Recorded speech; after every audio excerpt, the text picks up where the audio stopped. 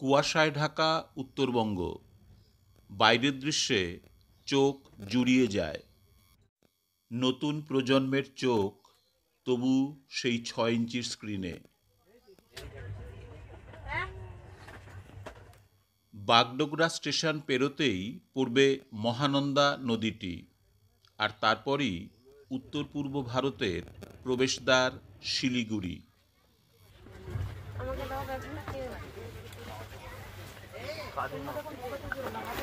শিলিগুড়ি জংশনে কাঞ্চনকন্যা এক্সপ্রেসটি প্রায় 30 মিনিট দাঁড়ায়। সকাল 7টা 20-তে ট্রেনটি এসে পৌঁছয় শিলিগুড়ি, আর এখান থেকে ছেড়ে যায় 7টা 50 মিনিটে। শিলিগুড়ি থেকে আলিপুরদুয়ার পর্যন্ত পুরো ডুয়ার্সের পথটা অসাধারণ। কাঞ্চনকন্যা এক্সপ্রেসের দুটো ইকোনমি ক্লাস বেশ সুন্দর, ভাড়া 3AC-র তুলনায় সামান্য কম। কেমন ঘুম হলো রাতে? ভালো। ঘুম হলো কেমন রাতে? অ্যাপ্লিকেশনের ঠেলায় এমন ঘুমিয়েছি, রাতেও বোধহয় এত ভালো ঘুমোই না বাড়িতে।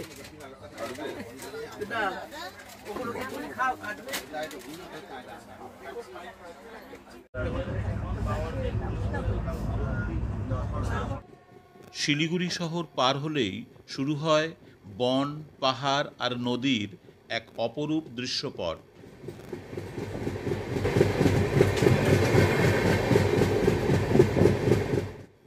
আমাদের ট্রেন চলেছে তিস্তার পশ্চিম পাড় দিয়ে, অর্থাৎ তরাই অঞ্চলে।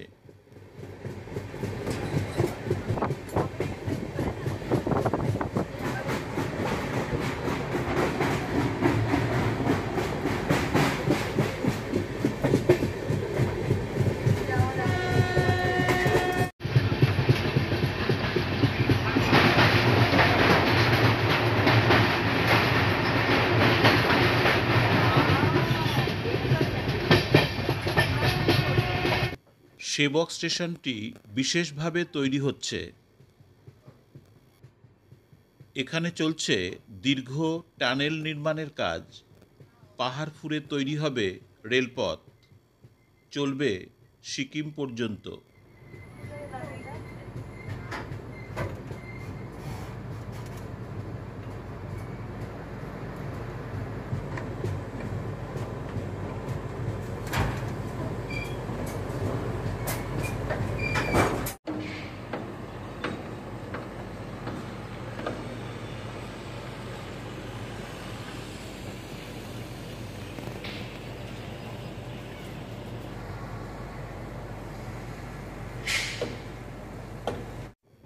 সেবক স্টেশনটি পার হলেই চোখ জোড়ানো তিস্তা।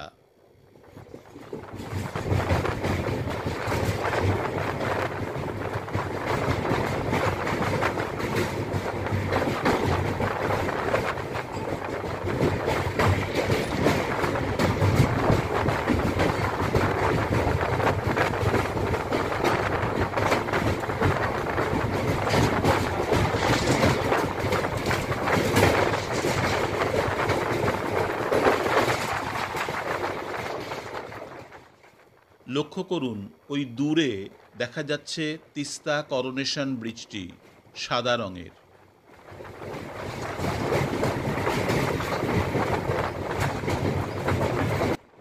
তিস্তার এই পূর্ব পাড় থেকে শুরু হলো ডুয়ার্সের প্রকৃতি দর্শন। প্রথমেই পড়ে মংপং ফরেস্ট। মংপংয়ে বন দপ্তরের সুন্দর সুন্দর বেশ কয়েকটি কটেজ রয়েছে।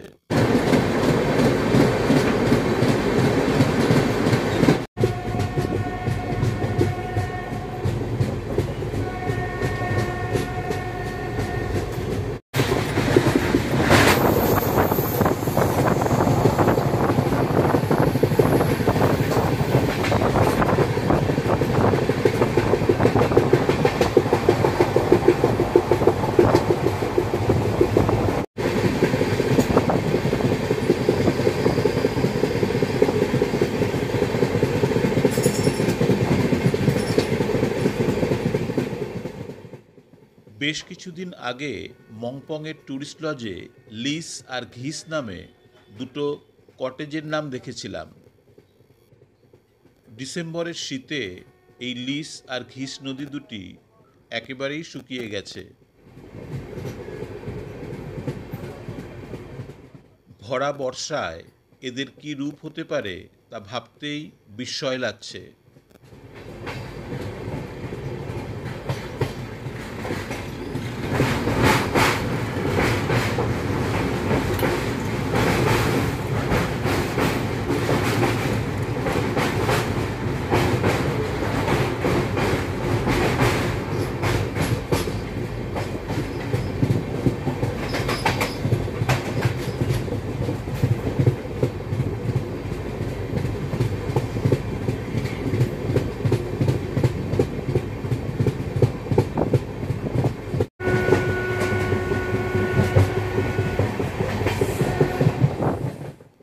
লিস আর ঘিস নদীর ঠিক মাঝখানেই রয়েছে বাগরাকোট।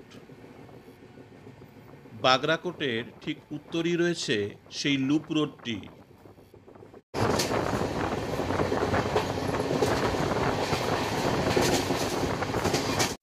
আমরা এসে পৌঁছলাম নিউমাল জংশনে। উত্তরবঙ্গে আসা পর্যটকদের অধিকাংশই নেমে যান শিলিগুড়ি অথবা এই নিউমাল জংশনে। এখানে নেমে যাওয়া যায় অনেক জায়গায়: লাভা, ঋষভ, ঝালং, বিন্দু, মূর্তি, গরুমারা, চাপড়ামারি, আরও অনেক জায়গা। নিউমাল জংশন স্টেশনটি দিন দিন গুরুত্বপূর্ণ হয়ে উঠছে পর্যটকদের জন্য।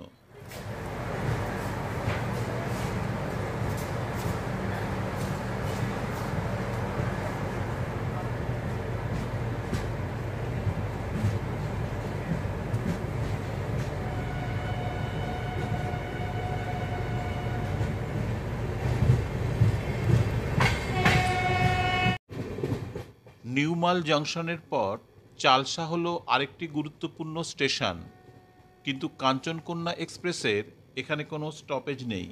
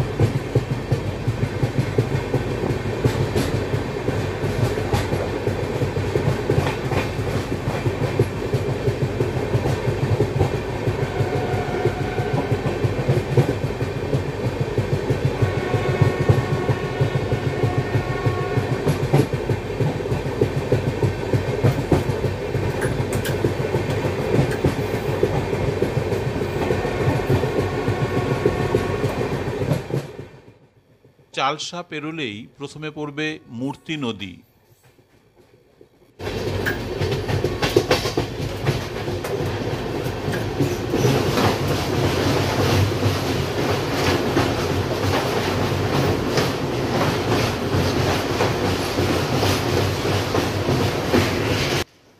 আর মূর্তি নদী পার হলে যে জঙ্গলটা পড়বে সেটাই হলো চাপড়ামারি। গভীর এই বনাঞ্চলটির মধ্যে দিয়ে যাওয়ার সময় অনেক বন্যজন্তুও চোখে পড়তে পারে। এই পথে প্রায়ই ট্রেনের ধাক্কায় আহত হয় অনেক পশু প্রাণী। ট্রেনের গতি তাই অনেকটা নিয়ন্ত্রিত এই অঞ্চলে।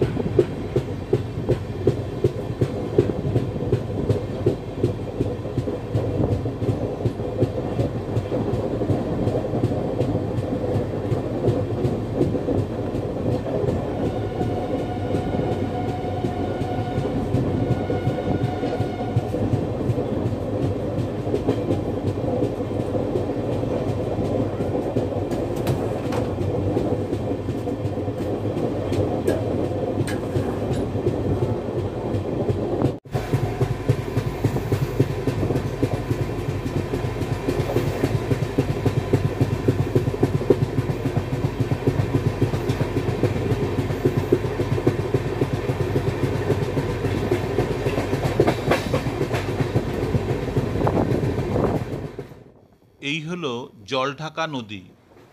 এই নদীর মূল উৎস ভুটান পাহাড়ে। উৎসমুখের সামান্য নিচে বিন্দুতে রয়েছে জলঢাকা জলবিদ্যুৎ কেন্দ্রটি। সম্ভবত জলঢাকা ভারতের দ্বিতীয় জলবিদ্যুৎ কেন্দ্র।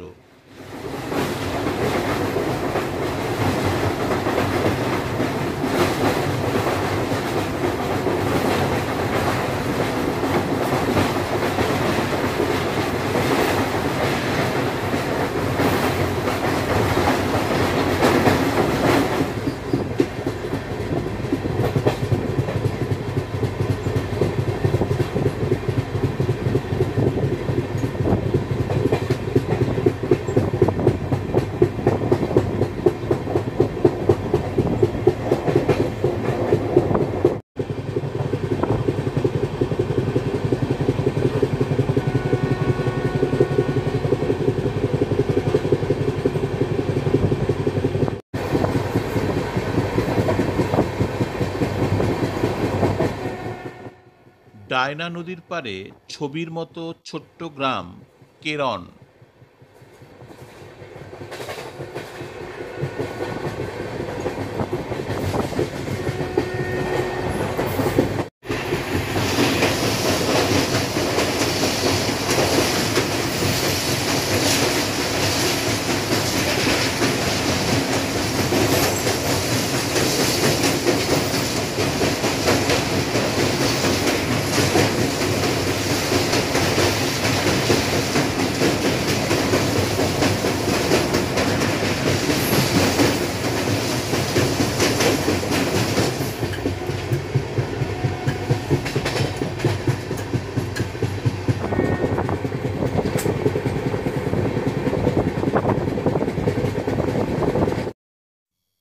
ট্রেন পথের সৌন্দর্য এক এক সময় এমন হয় যে কাচে ঢাকা আরামদায়ক এসি কোচগুলোতে বেশ অস্বস্তিই লাগে।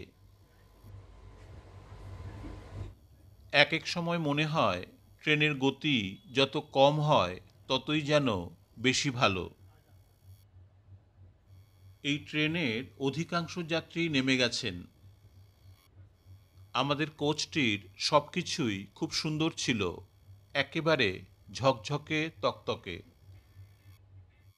বালিশ, চাদর, কম্বলও ছিল খুবই পরিষ্কার।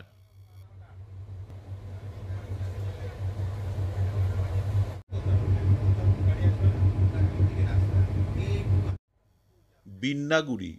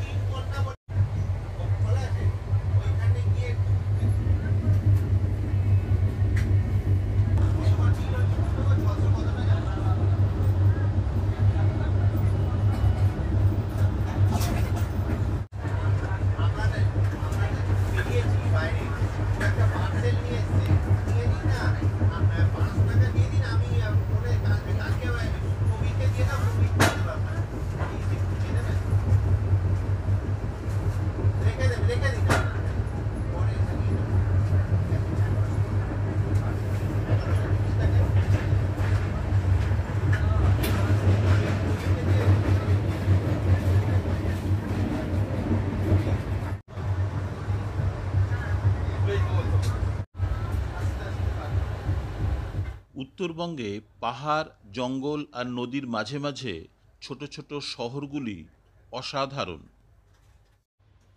দলগাঁও এমনই একটি সুন্দর জনপদ। কাছাকাছি বীরপাড়া হল এর প্রধান শহর।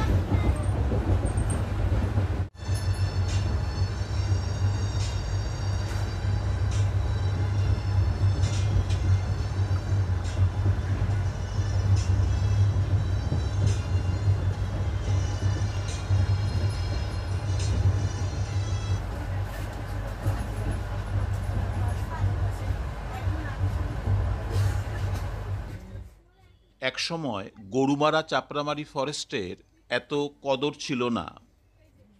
লাভা, লোলেগাঁও, রিসপেরও এত চাহিদা ছিল না পর্যটকদের কাছে। তখন জঙ্গল বলতে বোঝাতো জলদাপাড়ার ফরেস্ট। একশৃঙ্গ গন্ডার দেখার জন্য সবাই আসতো জলদাপাড়ায়। আর জলদাপাড়ার কানেক্টিং রেল স্টেশন হলো এই মাদারিহাট।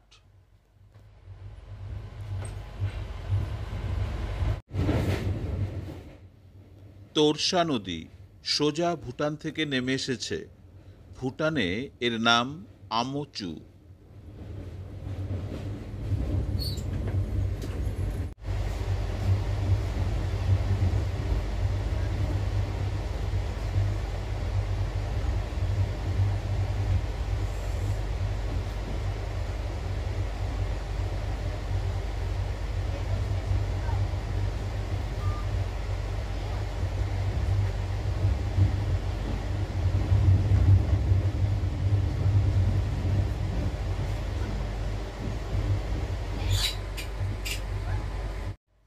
হাসিমারা এই রুটের সবচেয়ে উত্তরের একটি স্টেশন।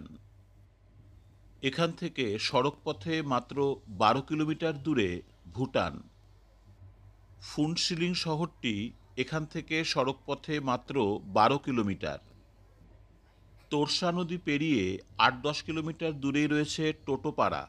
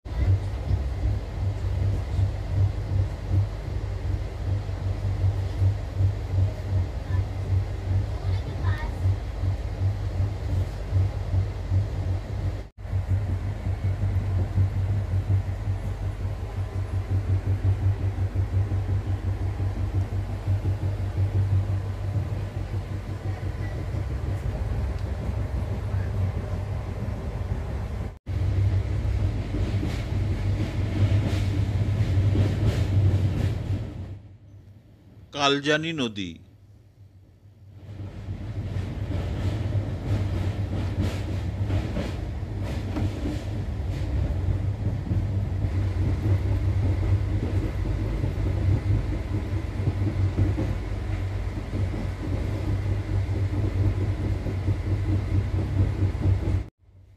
এত সুন্দর একটা নৈসর্গিক ট্রেন জার্নির পর একটা ঘটনায় মনটা খুব খারাপ হয়ে গেল। আমাদের কোচের অ্যাটেন্ডেন্ট জানালেন 13টা টাওয়েল পাওয়া যাচ্ছে না। হ্যাঁ, এই ঘটনা নাকি প্রায়ই ঘটে।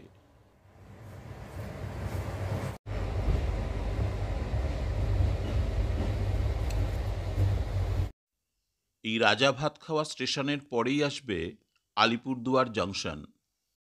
বক্সা ফরেস্টের প্রবেশদ্বারও এই রাজা ভাতখাওয়া থেকেই। আমাদের এই কোচ থেকে আমরা 3 জন মাত্র নামব আলিপুরদুয়ার। আমরা এই 3 জন মোটে নামছি, আর কেউ নেই আলিপুরদুয়ারে। পুরো ফাঁকা কোচ, পুরো ফাঁকা কোচ। আমরা পৌঁছে গেলাম এই রুটের অন্তিম স্টেশন আলিপুরদুয়ার।